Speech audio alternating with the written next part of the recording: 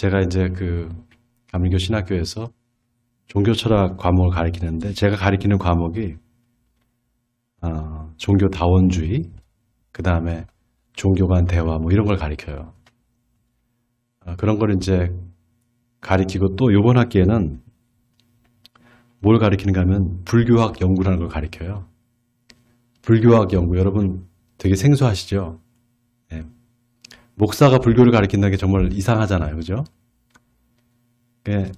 제가 참 뭐라 그래야 되나, 이 불교와 인연이 있다고 해야 될까요? 제가 감리교 신학교를 다닐 때 3년 동안 이제 제가 장학금을 받았어요. 네. 3년 동안 장학금을 받았다는 게 여러분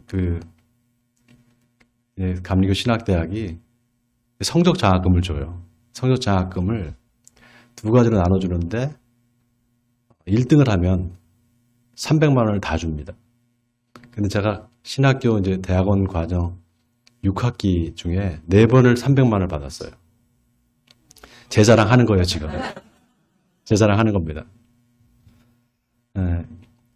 그런데 그렇게 받고 나니까요. 네. 근데 이제 등록금은 해결됐잖아요. 근데 삶이 해결이 안 되는 거예요.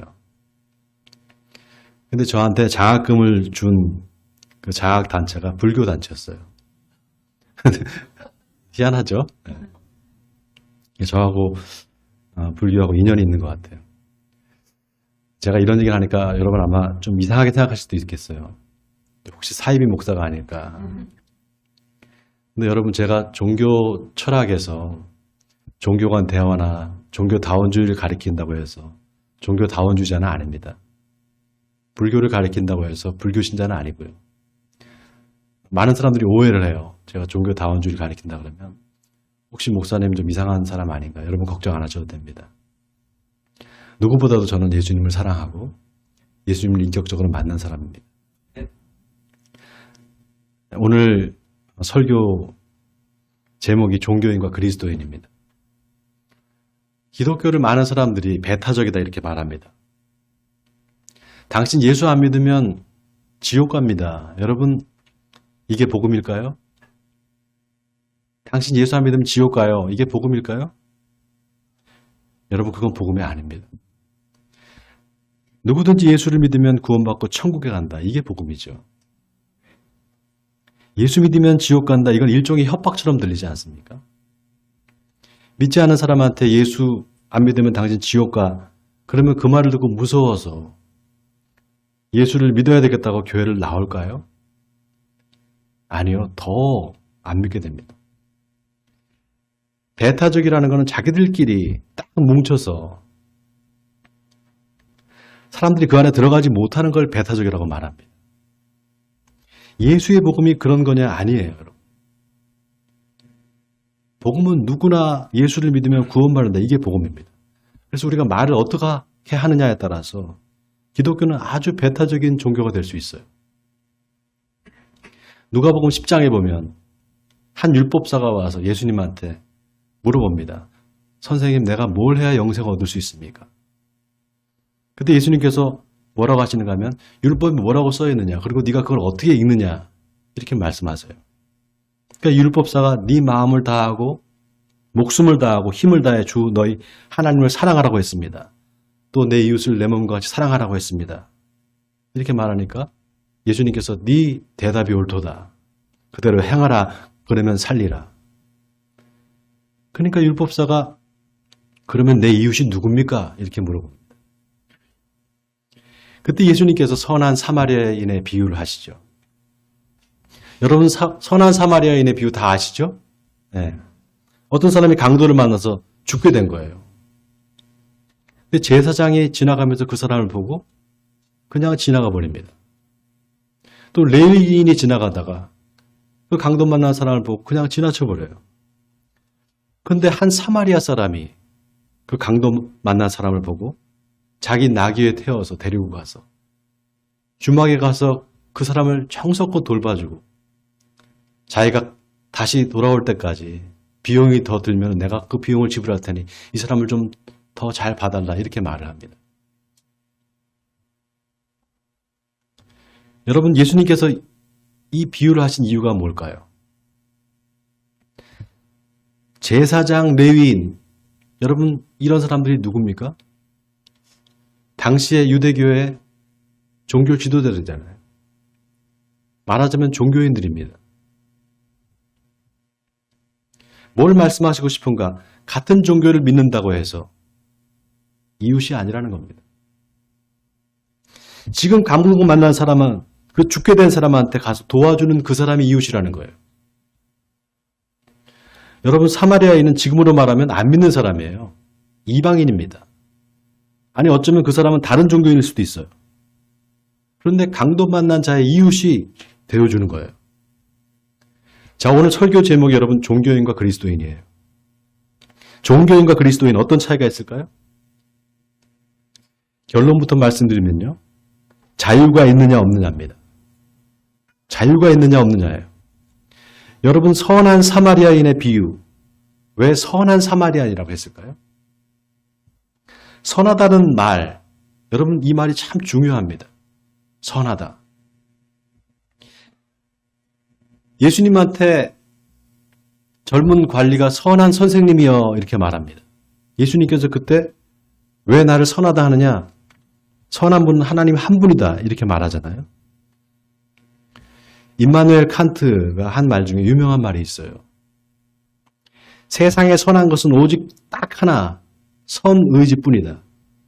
선한 의지, 그것만이 선하다 이렇게 말했습니다. 선의지, 의지 여기에는 자유가 결부되어야 됩니다. 누가 시켜서 내가 억지로 하는 게 아니라 내 자발적으로 내가 하고 싶어서 하는 그 의지, 그게 바로 선의지입니다. 그게 선의 본질이에요. 그래서 여러분, 자유가 중요합니다. 왜 선한 사마리아인이냐? 이 사마리아 사람이 마음에 자발적으로 선의지가 발동을 해서 그 강도 만난 사람을 도와줬기 때문이에요. 다시 말해서 그 선한 사마리아인한테 자유가 있었다 이 말입니다. 그래서 성경에서 제가 제일 좋아하는 성경 구절이 있어요. 바로 오늘 우리가 읽은 요한복음 8장 32절입니다. 진리를 알지니 진리가 너희를 자유롭게 하리라. 저는 이 말씀을 제일 좋아합니다. 진리를 알지니 진리가 너희를 자유롭게 하리라. 진리를 알면 자유롭게 된다는 거예요. 여러분 어때요? 자유로우세요? 자유로우십니까?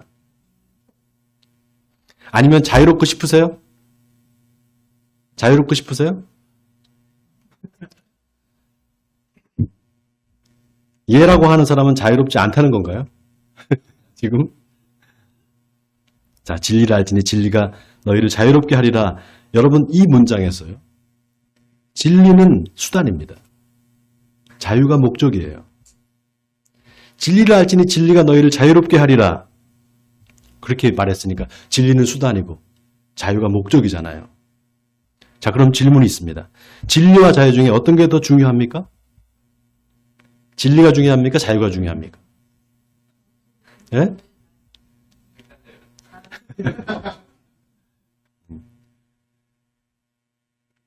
둘 다 중요하겠죠. 그런데 이 문장에서는 자유의 포커스가 있어요. 진리를 알지니 진리가 너희를 자유롭게 하리라 그랬잖아요. 여러분, 종교가 추구하는 건 뭡니까? 진리예요, 진리. 종교가 추구하는 건 진리입니다. 그럼 종교의 목적은 뭐라는 거예요? 자유롭게 되는 거라는 거예요. 기독교의 진리가 진짜 진리가 되려면 자유해야 돼요, 우리가. 아멘입니까, 여러분? 자, 그런데 예수님이 진리를 알지니 진리가 너희를 자유롭게 할 거다. 이 말을 누구한테 하셨나가 중요합니다. 오늘 본문 31절에 보니까 그러므로 예수께서 자기를 믿은 유대인들에게 이르시되 그랬습니다. 자, 누구한테 했다고요? 자기를 믿은 유대인들이에요. 예수님 자신을 믿는 유대인들한테 이 말씀 하셨습니다. 여기서 유대인들, 어떤 사람들입니까? 바로 유대교를 믿는 유대인들이에요. 종교인들입니다. 여러분, 세상에서 가장 배타적인 종교가 바로 유대교예요. 가장 배타적인 종교가 유대교입니다. 왜냐? 자기들만 구원받고 자기들만 선택받은 민족이다 이렇게 생각했거든요. 이방인들은 저 다 멸망받는다 이렇게 생각했습니다. 오직 자기들이 믿는 유대교만 믿어야 돼요. 그 율법을 지켜야지만 구원받는 거예요. 그런데 그 유대교를 믿는 유대인들이 이제 예수님을 믿게 된 거예요. 그 유대인들한테 예수님께서 너희가 진리를 알지니 진리가 너희를 자유롭게 하리라 이렇게 말씀하신 겁니다. 자, 여기는 어떤 전자가 있느냐? 너희가 진리를 알면 자유로울 텐데 지금 진리를 모르고 있기 때문에 자유롭지 않다는 겁니다. 그 전제가 깔려 있는 거예요. 그러니까 이 말을 듣는 유대인들이 뭐라고 말합니까? 오늘 본문 33절에 보니까 그들이 대답하되 우리가 아브라함의 자손이라 남의 종이 된 적이 없거늘 어찌하여 우리가 자유롭게 되리라 하느냐 이렇게 말합니다. 여러분 유대인들이 남의 종이 된 적이 없었습니까? 있었어요. 여러분 아시다시피 애굽에서 400년 동안 종살이를 했잖아요. 또 아수르와 바벨론에 의해서 나라가 망하고 지금도 로마의 식민지 시대에 살고 있는데 종이 된 적이 없다라는 거예요. 여러분 이게 바로 유대인들입니다. 유대인들은 나라가 망해도 자기들은 하나님의 선택받은 민족이다. 선민이다. 이 특권의식이 대단했습니다. 이 프라이드가. 그런데 지금 여러분 지금 여기서 발생하는 문제는 뭡니까? 유대인들과 예수님과의 대화가 점점 험악해져요. 점점 안 좋아집니다. 나중에 59절까지 가잖아요. 그러면 나중에 예수 믿는다는 이 유대인들이 예수님을 죽이려고 그래요. 자, 오늘 본문이 중요한 게 우리도 진리를 모르면 유대인처럼 될 수 있어요. 이 말은 뭐냐? 실제로는 자유롭지가 않은데도 불구하고 자유롭다고 착각할 수 있다 이 말입니다. 자, 종교인과 그리스도인의 차이가 뭐라 그랬죠? 자유가 있느냐 없느냐 그 차이라 그랬잖아요. 왜냐? 예수님이 유대인들이 우리가 남의 종이 된 적이 없는데 왜 자유롭게 될 거라고 하냐 하니까 예수님께서 뭐라고 하십니까? 오늘 34절에 보니까 진실로 너에게 이르노니 죄를 범하는 자마다 죄의 종이니라 이렇게 말씀하십니다. 자, 죄를 범하는 자마다 죄의 종이다. 여기 밑줄 주세요. 여러분 하나님은 어떤 분이냐? 400년 동안 종살이 하던 이스라엘 백성들을 구원해 주신 분이에요. 자, 그런데 그 구원이 뭐로부터의 구원이냐? 바로 죄로부터의 구원이라는 거예요. 여러분 출애굽 사건은 바로 이 죄로부터의 자유와 해방을 의미하는 겁니다. 그래서 이 사건은 일종의 메타포예요. 이스라엘 백성들을 구원해 주신 그 하나님은 어떤 분이냐? 억압과 속박에서 자유를 주신 하나님이다. 죄로부터 구원해 주시는 하나님이다. 그거를 말하는 겁니다. 그래서 예수님은 너희가 왜 종된 적이 없느냐? 애굽에서 400년 동안 종살이하고 또 바벨론에서 70년을 종살이하지 않았느냐? 예수님께서 이 말씀을 하고 싶지만 그 말씀을 구체적으로 하시지 않아요. 그거를 빗대어서 죄를 짓는 자마다 죄의 종이다 이렇게 말씀하신 거예요. 그 죄의 문제를 어떻게 해결했느냐? 이게 중요하다. 이 말씀하신 겁니다. 여러분 죄를 짓는 자마다 죄의 종이라는 말이 뭡니까? 종은 반드시 주인이 있어요. 종한테는 주인이 있습니다. 그럼 죄의 종이라고 하면 그 죄가 뭐라는 겁니까? 주인이라는 거예요. 죄가 주인이 돼서 나한테 이래라 저래라 시키면 내가 그거 어쩔 수 없이 따라야 된다는 겁니다. 여러분 죄라는 말이 성경에 어디 처음 나오는 줄 아세요? 창세기 4장에 나옵니다. 가인과 아벨의 이야기예요. 여러분 다 아시잖아요. 가인이 아벨을 돌로 쳐 죽이잖아요. 아직 가인이 돌로 자기 동생을 쳐 죽이기 전에 하나님께서 가인한테 하신 말씀이 있어요. 죄가 문 앞에 엎드려 있으니 너는 죄를 다스릴지니라. 이때 죄라는 말이 처음 나옵니다. 여러분 죄가 문 앞에 엎드려 있다는 거예요. 그럼 한번 상상해 보세요. 여러분이 집 문을 나가려고 하는데 누가 대문 앞에 가만히 웅크리고 앉아 있는 거예요. 어때요? 기분이? 예? 문을 열기만 하면 그 사람이 확 뛰어 들어오는 거예요. 낯선 사람이. 문으로 들어올 것 같이. 죄가 그렇다는 겁니다. 죄의 종은 어떤 사람인가? 자꾸 문을 열어주는 사람이에요. 그 낯선 사람한테 자꾸 문을 열어주는 겁니다. 죄를 범하는 자마다 죄의 종이라는 말이 그 뜻이에요. 그런데 보세요. 놀랍게도 35절에 예수님께서 뭐라고 하시는가 하면요. 종은 영원히 집에 거하지 못하되 아들은 영원히 거하나니 그러므로 아들이 너희를 자유롭게 하면 너희가 참으로 자유로우리라. 자, 종은 영원히 집에 거하지 못한다. 아들은 영원히 거한다. 이 말이 무슨 뜻일까요? 자, 아까 죄를 범하는 자마다 뭐라고요? 죄의 종입니다. 그러니까 죄의 종은 영원히 집에 거하지 못한다는 건 계속해서 죄를 짓는 사람, 그 사람은 집에 거할 수 없다 이 말입니다. 왜입니까? 자꾸 문을 열어주니까 이제 죄가 아예 집에 안에 들어와서 자기가 주인 행세를 하는 거예요. 그런데 아들은 영원히 집에 거한다는 겁니다. 어떻게 아들은 영원히 거할 수 있느냐? 죄가 없기 때문이에요. 여러분, 종과 아들의 차이는 뭔지 아세요? 이것도 역시 자유가 있느냐 없느냐입니다. 종은 자유가 없어요. 그런데 아들은 자유가 있습니다. 왜 자유가 있을까요? 여러분, 지금 예수님이 죄에 계속 끌려다니면서 죄 짓는 사람을 죄의 종으로, 죄가 없는 사람을 아들로 비유했잖아요. 그러면서 종은 구원받지 못한다. 아들만 구원받는다. 이 말을 했습니다. 그 아들이 누구겠습니까? 예수님 자신을 말하는 거죠. 자, 그런데 보세요. 놀라운 게. 그리고 난 다음에 예수님께서 뭐라고 하시는가 하면 36절에 그러므로 아들이 너희를 자유롭게 하면 너희가 참으로 자유리라 그랬습니다. 아들이 너희를 자유롭게 하면 이 말이 무슨 말입니까? 오직 나만이 너희를 죄에서 자유롭게 해줄 수 있다 이 말입니다. 그런데 이 말을 해도 유대인들이 못 알아들어요. 알아듣지를 못합니다. 여러분, 오늘 본문에 나오는 이 유대인들, 바로 예수를 믿은 유대인들이에요. 그냥 유대인들이 아니에요. 예수 믿은 유대인들입니다.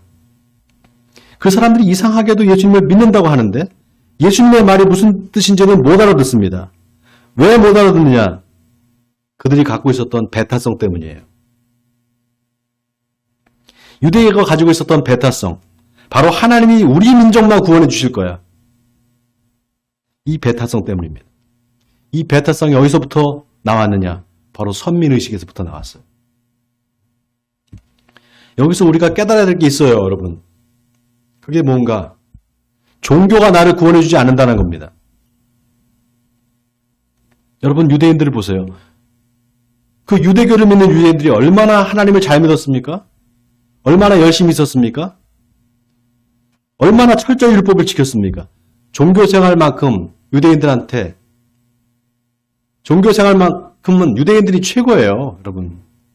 유대인들은 어디를 가든지요. 회당을 세웁니다. 어디를 가든지 회당부터 세워요. 그 다음에 안식일이 되면 회당에서 예배를 드려요. 안식일 철저히 지키는 사람들이에요. 그런데 정작 예수님이 누군지를 몰랐어요. 지금으로 말하면. 주일마다 가서 예배 드리고 교회 열심히 다니고 헌금 꼬박꼬박 하는데 예수님이 누구인지를 모르는 거예요. 더 중요한 거. 예수님께서 하시는 말씀이 무슨 뜻인지를 모르는 겁니다. 왜냐? 예수님이 하시는 말씀에는 관심이 없기 때문이에요. 극단적으로 말하면. 구원에는 관심이 있죠. 예수 믿고 천국 가는 거는 관심이 있어요. 그러나 예수님이 하시는 말씀, 예수님이 하시는 말씀의 뜻이 뭔지는 관심이 없어요. 그렇기 때문에 내가 믿는 종교가 나를 구원해 주는 게 아닙니다, 여러분. 설사 그게 기독교라고 할지라도 기독교가 나의 구원을 보장해 주느냐? 아니에요, 여러분. 나는 지금까지 교회에 안 빠지고 열심히 종교 생활을 했으니까 죽어서 천국 가겠지.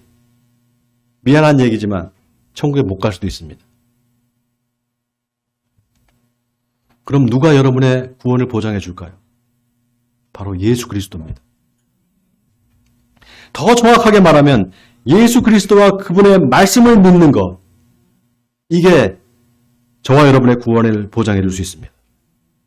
자, 그러면은 예수 믿으면 구원받는다고 그러는데 그 구원이라는 게 도대체 뭘까요? 죽어서 천국 가는 걸 말하는 거냐? 맞아요.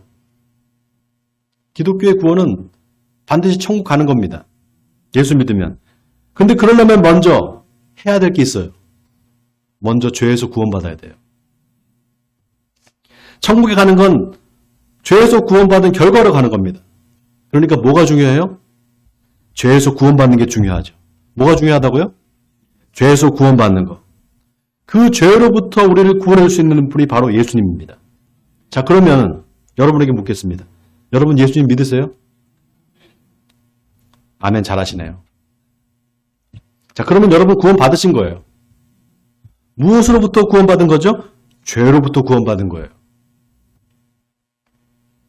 자, 그러면 또 묻겠습니다.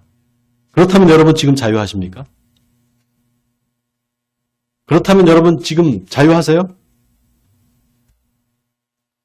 갑자기 소리가 작아지네요. 진리이신 예수님을 믿으니까 여러분은 이제 죄의 종이 아니라 자유인이 된 겁니다. 아멘이죠? 여러분 놀라운 게 자유라는 말이요. 이게 한자어거든요. 자유할 때 그 자자가 스스로 자자예요. 유자는 말미암을 유자입니다. 그러니까 자유라는 말은 스스로 말미암다 이런 뜻이에요. 하나님께서 뭐라고 하셨어요? 자기 자신을? 나는 스스로 있는 자니라 그랬습니다. 이 말을 다른 말로 하면 나는 자유다 이 말이에요. 그래서 독일의 신학자 폴 틸리히는 하나님을 영원한 자유고 인간은 유한한 자유다 이렇게 말했습니다. 하나님한테는 여러분 영원한 자유가 있어요. 예수님이 너희가 진리를 알지니 진리가 너희를 자유롭게 하리라 이 말씀이 참으로 의미심장한 게 여기서 진리는 바로 예수님 자신을 말하는 거예요. 그러니까 이 말을 풀었으면 너희가 진리인 나를 알면 내가 너희를 영원한 자유이신 하나님께로 인도하리라 이 말입니다. 그런데 문제는 진리이신 예수님을 우리가 믿는데도 불구하고 여전히 죄를 짓고 산다는 사실입니다. 자, 그래서 우리가 다시 한번 예수님이 하신 말씀을 다시 상기할 필요가 있어요. 자, 다시 31절을 보겠습니다. 31절 우리 같이 또 한번 읽어볼까요? 시작. 그러므로 예수께서 자기를 믿은 유대인들에게 이르시되 너희가 내 말에 거하면 참으로 내 제자가 되고 그 다음 32절 진리를 알지니 진리가 너희를 자유롭게 하리라. 자, 너희가 뭐에 거하면? 뭐에 거하면 내 제자가 되고요? 내 말에 거하면. 영어로 하면 If you continue in my word. If you continue in my word. 만약에 네가 내 말에 계속 있으면 내 말 안에 계속 있으면 그러면 내 제자가 될 것이다 이 말입니다. 일시적으로가 아니라 계속해서 지속적으로 머물러 있는 상태를 말하는 거예요. 계속해서 내 말에 지속적으로 너희가 머물러 있으면 내 제자가 될 것이다. 그러면은 진리를 알게 될 것이다. 그리고 내가 바로 너희를 자유롭게 할 수 있다. 진리인 내가 너희를 자유롭게 할 것이다. 이 말입니다. 그러니까 진리를 알려면 어떻게 됩니까? 제자가 되어야 돼요. 제자가 되어야 됩니다. 그리고 제자가 되려면 어떻게 해야 돼요? 내 말에 거해야 돼요. 예수님의 말에. 여러분 이게 정말 중요해요. 예수님의 말씀에 거한다는 것은 지속적으로 말씀에 머물러 사는 것을 말합니다. 여러분 오늘 이 말씀이 왜 중요한가 하면요. 예수를 믿었던 유대인들이 구원에 관심이 없었느냐? 아니었어요. 구원에 관심이 아주 지대하게 많았어요. 그런데 어찌된 일인지 예수님의 말씀에는 귀를 기울이지 않았어요. 예수님의 말씀이 진리인데도 불구하고. 예수님의 말씀을 듣지를 않습니다. 그저 기적과 표적만 쫓았어요. 지금도 마찬가지입니다. 오늘날 많은 사람들이 예수를 믿는다고 하면서도 예수님이 하신 말씀에는 관심이 없어요. 성경을 그렇게 읽으라고 해도 성경 읽지 않습니다. 여러분 어떤 사람이 종교인인지 아십니까? 구원에는 관심이 있는데 정작 구원으로 인도하는 말씀에는 관심이 없는 사람. 이 사람이 바로 종교인입니다. 또 어떤 사람이 종교인입니까? 종교적인 제도나 형식을 하나님의 말씀보다 더 중요하게 생각하는 사람이 종교인이에요. 또 어떤 사람이 종교인입니까? 다른 사람을 정죄하면서 자기는 행하지 않는 사람, 이 사람이 종교인입니다. 바리새인과 서기관들은 율법으로 남을 정죄하고 판단하면서 자기는 행하지 않는 사람들이었어요. 여러분, 여기서 우리가 암과 행위의 역설을 발견할 수 있어요.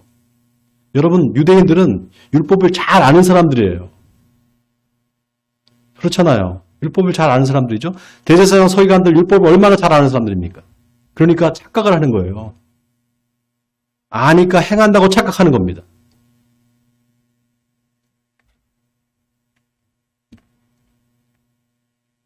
다 종교인들이었어요. 예수님을 배척한 사람들은 다 종교인들이었습니다. 우리가 읽지는 않았지만 37절에 보면 예수님이 뭐라고 하시는가 하면요. 나도 너희가 아브라함의 자손인 줄을 안다만 내 말이 너희 안에 있을 것이 없다 이렇게 말씀하세요. 이 말이 무슨 말입니까? 뭔가 꽉 차 있다는 거예요. 그 사람들 안에. 종교적인 제도나 여러 가지 형식이나 잡다한 지식은 많은데 그래서 겉으로 보면은 아주 잘 믿는 것 같은데 정작 그 안에 예수님의 말씀을 받아들일 장소가 없는 거예요. 그러니 어떻게 됩니까? 교회 생활 따로, 사회생활 따로, 신앙 따로, 삶 따로 이중적인 삶을 살게 되는 거죠. 그러니 너희가 내 말에 거하면 참으로 내 제자가 된다는 예수님의 말씀이 얼마나 절묘한 말씀입니까? 여러분, 주님의 말씀에 거하면 말씀대로 행함이 따라오게 되어 있습니다. 그리고 그렇게 행함이 있는 사람이 진짜 제자입니다. 그 제자만의 진리를 아는 사람이고 진리로 인하여 참된 자유를 누리는 사람인 것입니다. 자, 그러면 어떻게 하는 것이 하나님의 말씀에 거하는 것인가? 세 가지만 이야기하고 마치겠습니다. 첫 번째는 하나님의 말씀, 특히 예수님의 말씀을 절대적인 진리로 믿는 겁니다. 아멘입니까, 여러분? 두 번째는 예수님의 말씀을 날마다 묵상해야 됩니다. 시편 119편 103절에 주의 말씀의 맛이 어찌 내게 그리 단지요. 내 입에 꿀보다 더 단이다라고 말씀하고 있습니다. 양이 꿀을 먹어야 사는 것처럼 하나님의 자녀는 하나님의 말씀을 먹어야 삽니다. 바라기는 하나님의 말씀을 사모하신 여러분 되시기 바랍니다. 마지막 세 번째는 예수님의 말씀을 우리의 삶에 실천하는 것입니다. 여러분, 예수님의 말씀은 어떤 종교의 교리가 아닙니다. 그분의 삶 자체입니다. 왜냐하면 그분은 말씀한 걸 꼭 이루셨기 때문입니다. 그렇기 때문에 예수님의 제자가 된다는 것은 예수님의 가르침대로 산다는 것을 의미하는 것이지 다른 게 아닙니다. 주님은 나더러 주여 주여 하는 자가 다 하나님의 나라에 들어갈 것이 아니라 오직 내 아버지의 뜻대로 하는 자야 들어갈 수 있다고 말씀하셨습니다. 사랑하는 성도 여러분, 원하기는 주님의 말씀에 날마다 거하시는 여러분 되시기 바랍니다. 그래서 주님의 참 제자가 되시기 바랍니다. 그래서 진리이신 예수님과 동행하심으로 진정한 자유를 누리시는 저와 여러분이 되시기를 주님의 이름으로 간절히 축원드립니다.